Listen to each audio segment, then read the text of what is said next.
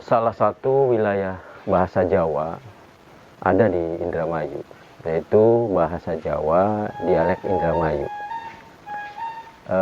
Secara kebahasaan berbarengan pula dengan perkembangan kesusastraan Jawa dialek Indramayu. Beberapa produk sastra Jawa Indramayu ini memang beragam, dimulai dari adanya peribahasa, wangsalan, parikan, juga adanya karya sastra yang berkolaborasi dengan tembang, yaitu tembang Macapat. Di Indramayu disebut juga tembang bujanggaan. Di antara karya sastra yang berkembang pada masa kini adalah puisi. Perkembangan ini banyak ditandai oleh beberapa hal, antara lain adanya ekspresi dari beberapa penggiat bahasa daerah Jawa dialek Indramayu. Juga adanya ekspresi yang ditunjukkan untuk menyatakan sesuatu yang saya kira bersifat kedaerahan, untuk menyatakan sesuatu yang tepat. Salah satu karya sastra puisi yang ada di Indramayu adalah buku kumpulan puisi Lamon Mapagi Dewi Sri yang ditulis oleh 20 penyair Indramayu atau 20 bujangga Indramayu.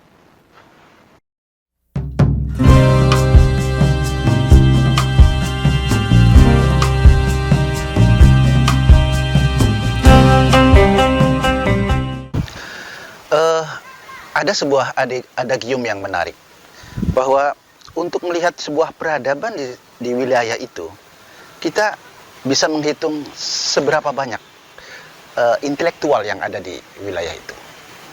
Untuk melihat intelektual yang ada di wilayah itu, kita bisa menghitung seberapa banyak penulisnya. Untuk bisa menghitung seberapa banyak penulisnya, kita menghitung seberapa banyak penerbitnya. Saya terus terang di Indramayu agak prihatin karena cukup sedikit jumlah penerbit yang ada di wilayah ini. Entah karena apa. Karena itu, jika memandikan jenazah sebagai fardu kifayah, jika melakukan hal-hal yang penting di dalam keagamaan menjadi sebuah fardu kifayah, maka saya beranggapan mendirikan penerbit adalah sebuah fardu kifayah. Sebentar lagi Anda akan menyaksikan beberapa aktor, pemain teater yang membacakan puisi-puisi Jawa Dermayu yang itu dibaca dari buku yang kami terbitkan. Judulnya Lamon Mapagi Dewi Sri. Selamat menyaksikan.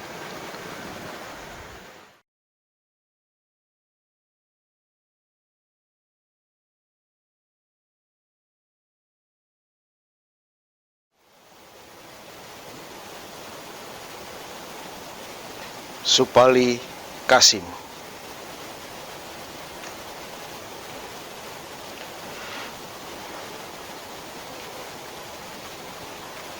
Dungjreng.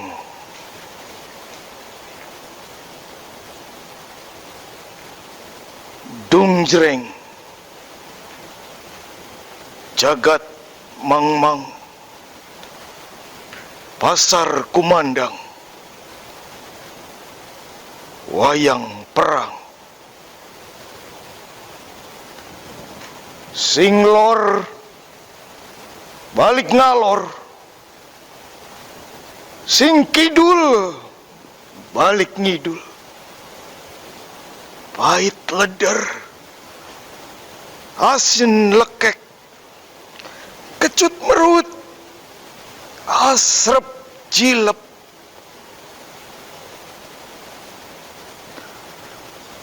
Dudu anak udan salah mangsa. Udane mung tangis nglayung-layung. Tangis wong melek urip. Sesengguke wong wedi mati. Putak seglemek, pusing seiring. Ngelalu pace, serigel-rigele pae.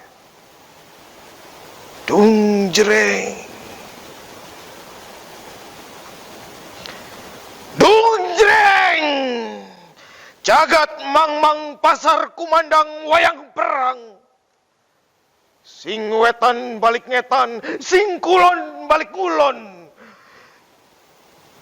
Garing ringking, kering aking, padang linglang, kosong melompong.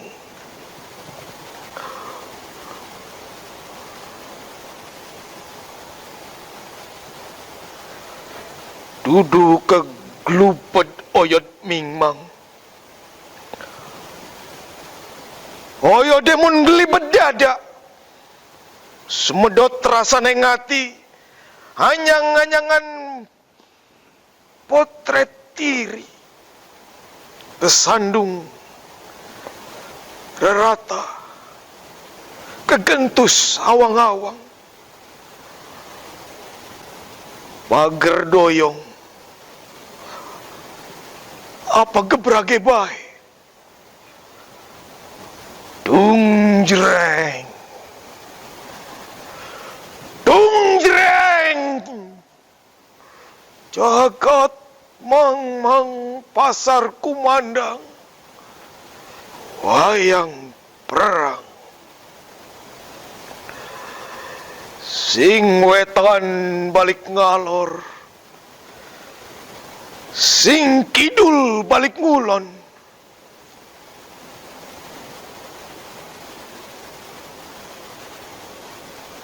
Sepi cempling.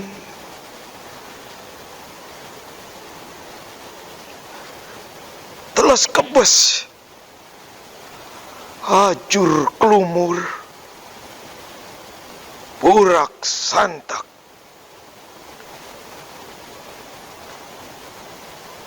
Dudu langka udan, langka angin. Pancen udan, angine gawe ibur. Kentir kegawa banyu. Kentar kegawa angin. Kelalen kemanungsan. Kelalen kebajikan.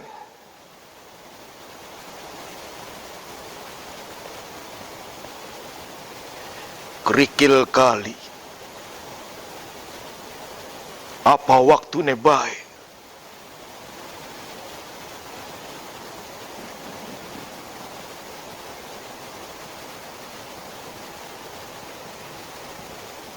Dung jreng.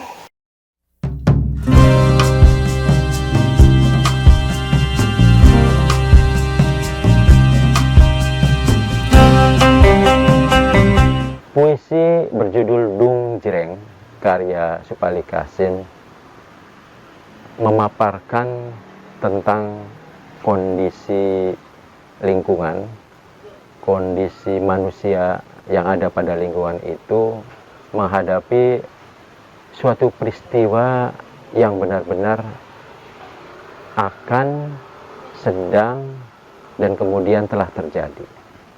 Suasana hambar, suasana panas, tetapi orang-orang itu kemudian bingung untuk memilih. Selain bingung, juga menghadapi perasaan, menghadapi pemikiran yang kalut, menghadapi suatu problema kehidupan yang pada akhirnya harus dipilih. Dan pilihan itu memang harus dilakukan, karena kehidupan itu memang harus memilih. Di situ ada beberapa rasa yang muncul, baik yang dirasakan baik yang dipikirkan maupun yang harus ditelan mentah-mentah. Tetapi pada akhirnya, pada endingnya, puisi itu menyiratkan sesuatu yang benar-benar harus diikuti, harus diterima oleh manusia pada saat ini.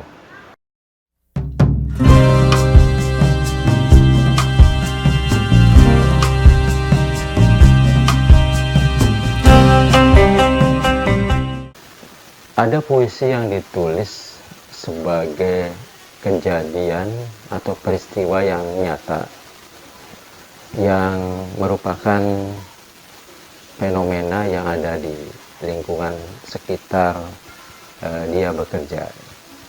Judulnya adalah Mendung Ning Dhuwur Kilang, ditulis oleh Nang Sapin Koplit. Ada korelasi antara Kilang dengan penulisnya, karena Nang Sapin Koplit ini juga seorang pekerja harian di sekitar kilang minyak Balongan tersebut. Judul dengan kesengajaan penuh, Mendung Ning Dhuwur Kilang, seperti penanda bahwa di atas kilang yang merupakan sumber minyak tersebut terdapat gantungan mendung yang hitam pekat. Ini berkorelasi juga dengan nasib si pekerjanya. Tetapi tampaknya puisi ini juga menyiratkan bukan hanya mengenai nasib pekerja, tetapi juga perjalanan dirinya sebagai manusia yang memiliki cinta terhadap lawan jenis, sehingga di situ tertulis juga ada rasa kecewa, ada rasa sedih, ada rasa putus asa terhadap lawan jenis yang dia cintai. Ada idiom-idiom dengan kilang, dengan mendung, ini menyiratkan bahwa sebenarnya ada suatu harapan, tetapi juga di situ ada harapan yang pupus, yang tertutup oleh pekatnya mendung. Saya kira Nang Sapin Koplit sebagai penyair pemula untuk menyatakan ekspresinya itu dengan sangat tepat, melakukan pemindahan peristiwa, melakukan sesuatu yang dilihatnya menjadi rasa yang selama ini dirasakan benar oleh hati nuraninya.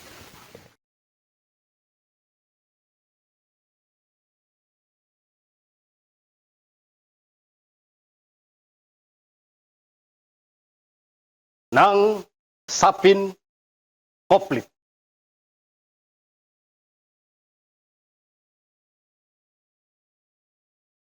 Mendung Ning Dhuwur Kilang.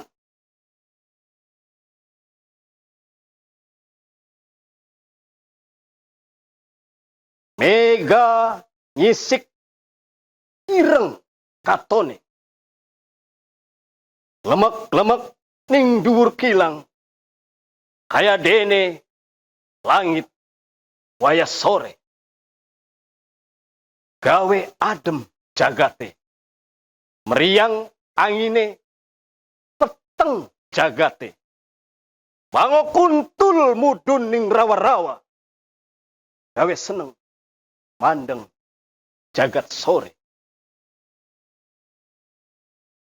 Banyu udan rigel sing langit, jagat boro-boro katon srengenge, latar bicak lemahe teles kabeh, pegaweane ora bisa kecebak kabeh, kerasa atis ning badan, sedina-dina udan ora terang-terang.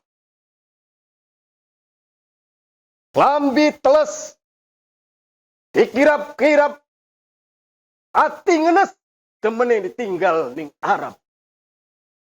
Undung-undung ditutupi klaras, jagat mendung durung duwe beras.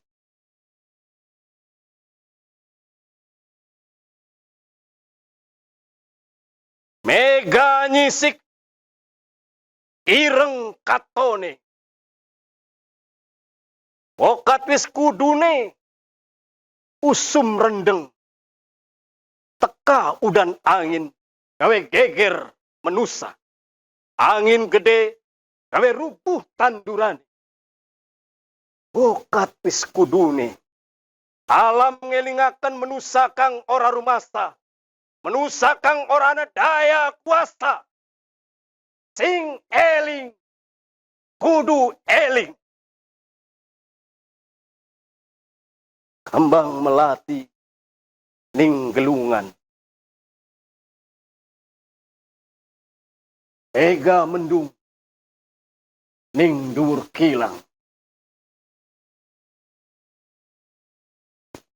Dermayu 2020.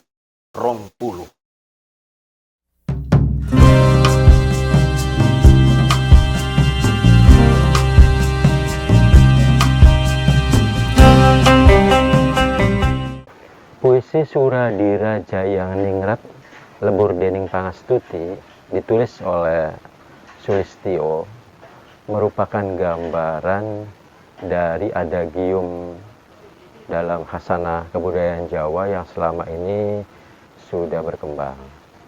Itu menyiratkan sesuatu bahwa kejahatan, bahwa sesuatu yang buruk, bahwa sesuatu yang tidak baik itu pada akhirnya akan dikalahkan oleh budi pekerti, oleh sesuatu yang baik.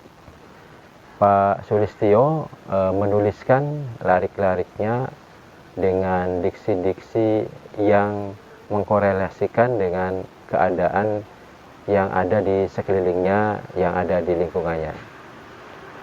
Tentu judul ini tidaklah terlalu khusus, tidaklah terlalu baru, karena hal ini merupakan sesuatu yang sudah biasa digenggam oleh masyarakat Jawa yang menjadi prinsip hidupnya.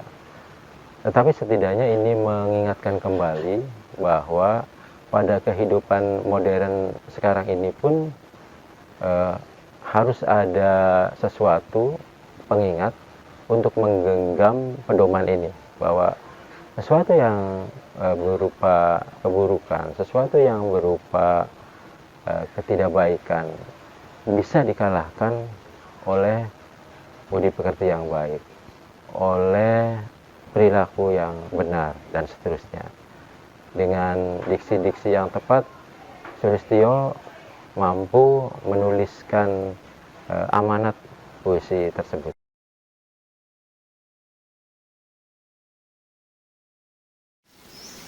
Suradira Jayaningrat Lebur Dening Pangastuti Kasrat Dening Sulistyo.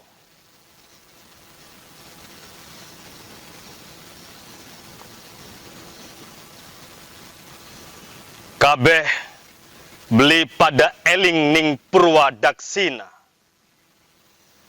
ning bebasan ketulis, becik ketitik ala ketara.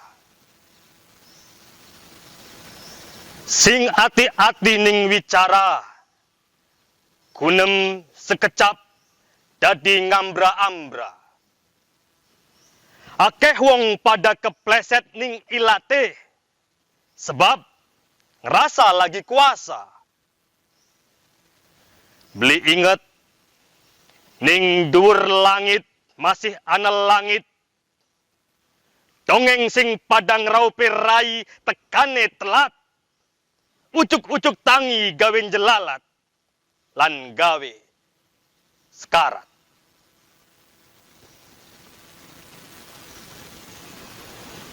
Waktu lagi ndodok ngrasakaken urip seneng, nyawang anak putu sing pada anteng, Sawise pragat dadi kangjeng iku dudu ngimpi.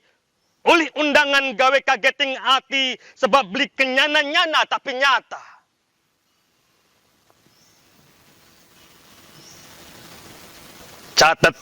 Catatan adus Andrawina kekeceh dunya. Sing beli kerasa, sing maune kudu dijaga dianggap neket dewek. Liang lan kongas, sombong bisa seenake dewek. Langka sing duweni. Sebab lagi ananing dhuwur kegawa mega sing kawur. Klalen laka sing duwil supaya eling. Uripe dadi mbeling. Ana sing niteni, sing nulisi. Waktu nuruti sing ati sing mati. Lan kudu manjing buwi sebab kedorakan pernah dilakoni. Suradira Jaya Ningrat. Lebur dening pangastuti.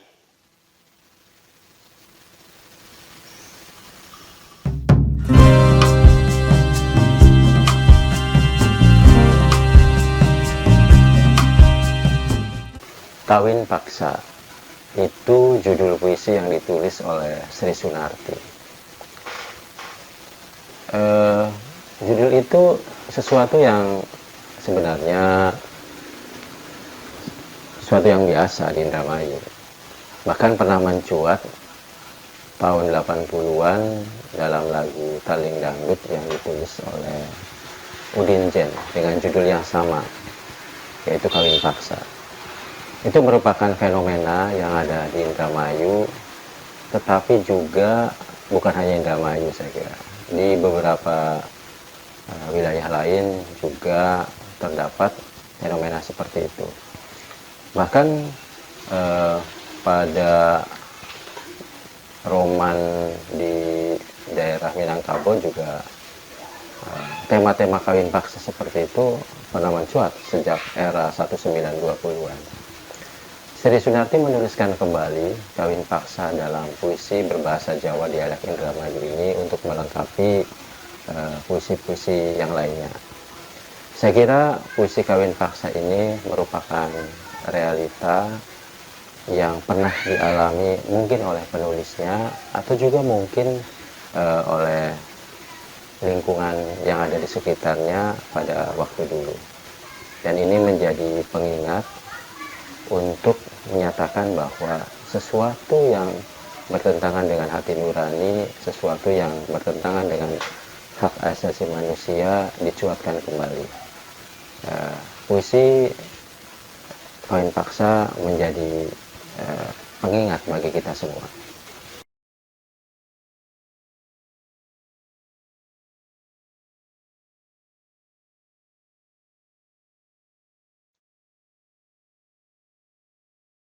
Kawin Paksa, buah karya Sri Sunarti.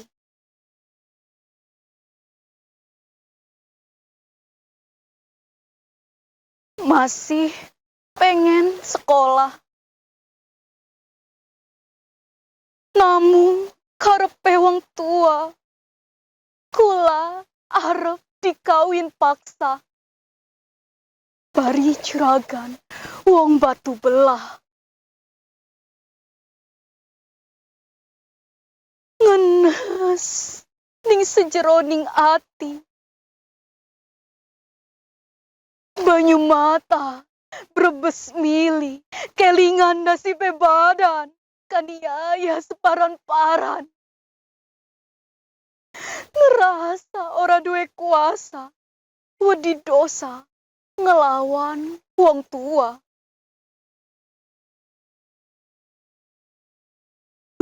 Gusti, kula ampun, mugia mama lan mimi kebuka pandelengan, ngiras ketreteg ati lan batin. Yen anake masih duwe niatan emong dikawin paksa. Indramayu 2020.